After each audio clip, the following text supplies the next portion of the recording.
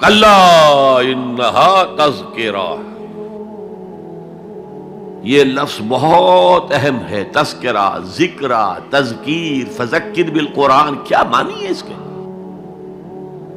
یاد دہانی صحیح ترین ترجمہ ہے، یاد دہانی. ایک ہے کسی کو کچھ سکھانا، نئی بات سکھانا، ایک ہے یاد دہانی. اسے ایک چیز معلوم تھی، کوئی بھول گیا، یاد کرانا. جیسے آپ کے کسی دوست نے آپ کو بہت قیمتی قلم دیا تھا، آپ نے اسے بہت سنبھال کر اپنے ٹرنک میں رکھ دیا. اب سال ہا سال ہو گئے، نہ دوست سے ملاقات، نہ وہ یاد. اچانک آپ نے کسی روز ٹرنک کھولا اور وہ قلم آ گیا، تو آپ کو دوست یاد آ جائے گا کہ نہیں؟ اسی لیے قرآن آفاق و انفس کے لیے آیات کہتا ہے. ہم اپنی آیات دکھائیں گے تمہیں، نشانی جس کو دیکھ کر تم ہمیں پہچانو گے. اور تذکرہ کا مطلب کیا ہے؟ پوٹینشلی ایمان ہر انسان کے دل میں موجود ہے. یہ جو روح جو ہمارے قلب کی مسکن نکید ہے، اس میں اللہ کی معرفت بھی ہے، اللہ کی محبت بھی ہے. البتہ ذہول کے پردے پڑ گئے ہیں، بھول اور نسیان طاری ہو گیا ہے. ہم دنیا ہی کے اندر گم ہو کر رہ گئے ہیں. ہماری ساری دلچسپیاں دنیا سے ہیں، لہذا ہماری توجہ ہی نہیں ہے. ورنہ ہر انسان کے دل میں یہ جو یہاں ہندوستان میں کہتے ہیں آتما اور پرماتما، آتما اور پرماتما کا تو تعلق بہت گہرا ہے. ابتدا میں بنا دی گئی تھی ارواح، جب ہم سب کے سب تمام انسان آدم سے لے کر اور تا قیامت جو انسان آئے گا دنیا میں، ان سب کی ارواح پیدا کر دی گئی. اور پوچھا گیا الست بربکم قالوا بلا، یاد ہے؟ لہذا یہ تذکرہ ہے، یہ یاد دہانی ہے، تمہارے اندر موجود ہے. اللہ کی معرفت بھی موجود ہے، اللہ کی محبت بھی موجود ہے. لیکن کلا بل ران علی قلوبہم ما کانوا یعملون، ان کے دلوں پر زنگ آ گیا ہے اب ان کے اعمال کی وجہ سے.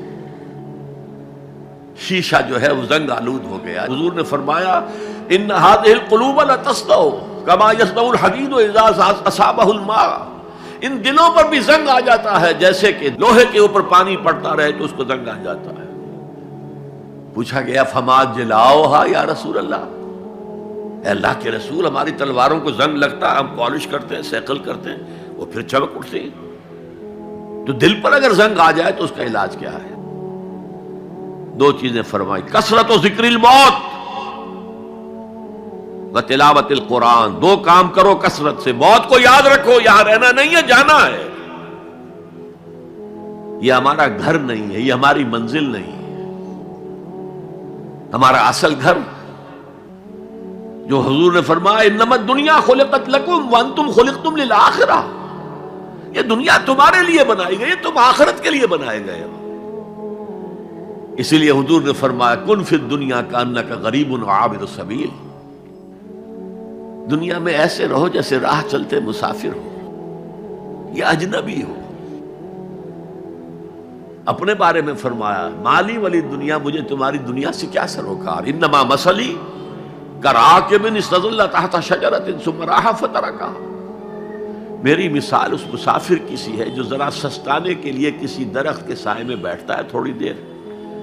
وہ اس کا گھر تو نہیں ہے، اس کی منزل نہیں ہے، پھر وہ اس کو چھوڑتا ہے، اپنا راستہ لیتا ہے. یہ اگر ہمارا تصور قائم ہو جائے، کلا انہا تذکرہ. اب اس کے بعد جو الفاظ آئے فی صحف مکرمۃ مرفوعۃ مطہرۃ بایدی سفرۃ کرام بررہ،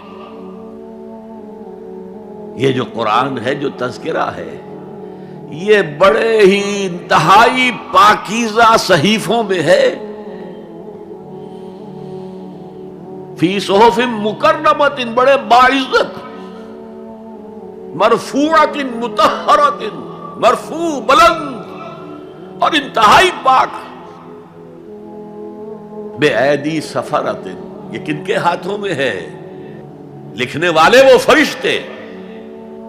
بے ایدی سفرۃ کرام بررہ، جو نہایت باعزت ہے، بہت وفادار ہیں اللہ کے. یعنی اصل قرآن کہاں ہے؟ لوح محفوظ میں ہے. اصل قرآن کہاں ہے؟ ابھی اگلی جو پڑھیں گے ہم، کتاب مکنون، چھپی ہوئی کتاب کے اندر ہے۔ اصل قرآن کہاں ہے؟ وَإِنَّهَا لَفِي أُمِّ الْكِتَابِ لَدَيْنَا لَعَلِيٌّ عَظِيمٌ، یہ تو اس ام الکتاب میں جو ہمارے پاس ہے، بہت بلند ہے اور بہت عظمت والا ہے۔